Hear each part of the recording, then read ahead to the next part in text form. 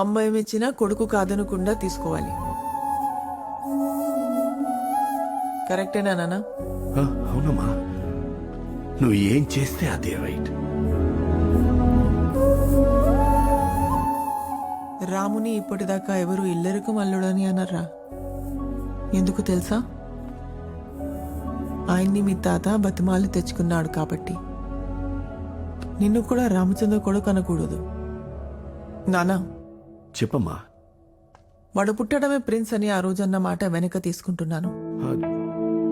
వీడిని కూడా కింద నుంచి రాని. రేపే ఉద్యోగం ఇచ్చి క్వార్టర్స్ ఇవ్వండి. ఏంటి వాళ్ళు మీకు నీరసంగా ఉన్నావు? సగం సరిపోదా మీ వాడికి? మొత్తం ఇచ్చేనా?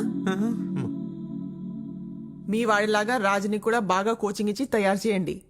5 years లో CEO అయిపోవాలి.